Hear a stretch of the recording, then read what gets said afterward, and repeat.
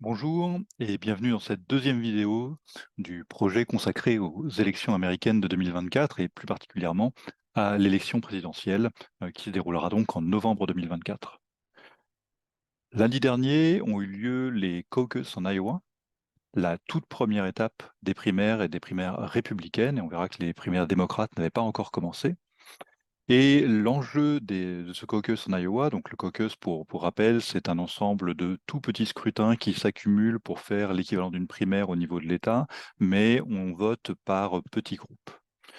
Donc le caucus avait des enjeux différents selon les candidats, puisque Donald Trump était le favori, il était évident qu'il allait gagner, la question était de savoir de combien. Il était suivi par deux candidats, Ron DeSantis et Nikki Haley, qui tous deux avaient pour ambition d'accrocher une belle deuxième place.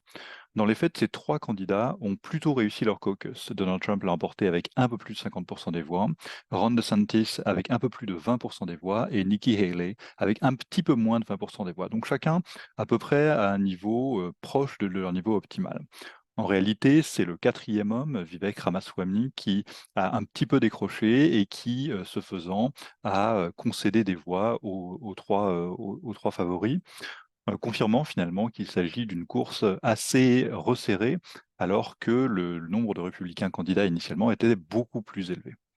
Ramaswamy, après ce caucus en Iowa, a d'ailleurs jeté l'éponge, ne laissant en réalité plus que Donald Trump, DeSantis et Haley pour se disputer la nomination. C'est un résultat qui conforte Donald Trump parce qu'il dépasse les 50% des voix, ce qui est un seuil symbolique bien sûr, mais un seuil important, et aussi parce que Nikki Haley, qui est a priori sa principale concurrente, finit en troisième position, ce qui symboliquement ne la place pas idéalement au moment d'aborder les prochaines échéances. La prochaine échéance, c'est donc le New Hampshire. Le New Hampshire avec un vote qui aura lieu le 23 janvier prochain, mardi soir, dans la nuit de mardi à mercredi en France. Dans le New Hampshire, on va retrouver donc DeSantis, Nikki Haley et Donald Trump, et en réalité, ce qui s'annonce comme un match a priori assez serré entre Donald Trump et Nikki Haley. Pourquoi est-ce que ce match est serré et quelle est la différence avec l'Iowa? Eh bien, la différence, c'est que dans le New Hampshire, les gens qui n'appartiennent pas au Parti républicain ont le droit de voter. Et comme on va le voir dans un instant, il y a peu d'enjeux du côté démocrate, ce qui veut dire que les indépendants sont plus susceptibles d'aller participer à la primaire républicaine et donc d'apporter leur voix à la candidate a priori la plus modérée, Nikki Haley. C'est la raison pour laquelle Trump et Haley sont assez proches, une nouvelle fois, par rapport aux 30 points qui les séparent dans l'Iowa.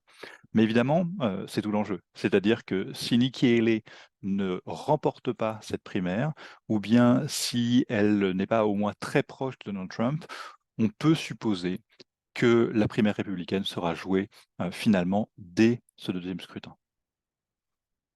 Et qu'en est-il des démocrates? Eh bien, les démocrates organisent également une primaire dans le New Hampshire ce mardi. Mais cette primaire est une primaire un petit peu disputée parce que les démocrates ont cherché, sous l'impulsion de Joe Biden, à déplacer cette primaire de son rôle de premier scrutin vers un rôle plus tardif. En fait, l'idée était de mettre en avant la Caroline du Sud, qui est un État qui est beaucoup plus divers, qui représente beaucoup mieux la coalition démocrate pour l'élection présidentielle et qui, votant en premier, aurait conforté Joe Biden dans son rôle de favori, aurait aussi écarté d'éventuels prétendants. À ceci près que le New Hampshire ne s'est pas laissé faire et que comme chaque État organise ses primaires, eh bien, on commence donc par le New Hampshire, dans lequel Joe Biden n'est pas officiellement candidat, mais dans lequel il y a une petite campagne pour il fasse l'objet d'un vote spontané, de write-in ballots. Les gens écrivent son nom sur les bulletins, avec malgré tout un petit enjeu pour mesurer l'enthousiasme que génère cette démarche. Donc voilà ce qui va se passer, voilà ce qui va se passer mardi, quels sont les enjeux. Pour les démocrates, vérifier si Joe Biden est capable de générer de l'enthousiasme, et pour les républicains, voir si Nikki Haley est en position de concurrencer éventuellement Donald Trump dans cet État qui lui est favorable. La suite, la suite du calendrier, c'est le 8 février dans le Nevada, une primaire qui n'aura pas un retentissement énorme. Donald Trump va l'emporter, sans grande surprise. Puis le 24 février, de manière beaucoup plus significative, des primaires en Caroline du Sud et dans le Michigan. Alors en Caroline du Sud, pourquoi est-ce que c'est important? Parce que c'est l'État de Nikki Haley, l'État dont elle a été gouverneure. Et pour l'instant, elle est très loin derrière. L'espoir pour Nikki Haley est que le New Hampshire lui donne un peu d'élan qui l'amènerait jusque-là. Ensuite, on arrive au début mars. Début mars, les 2 et 3 mars, 5 États votent pour les républicains.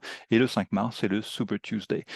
Tout laisse à penser que les primaires seront terminées dans les fêtes à cette date, mais il est bien possible, si Nikki Haley faisait une contre-performance dans le New Hampshire, qu'en réalité, les primaires soient déjà terminées avant le début du mois de février. Mais nous verrons ça dans les prochaines vidéos.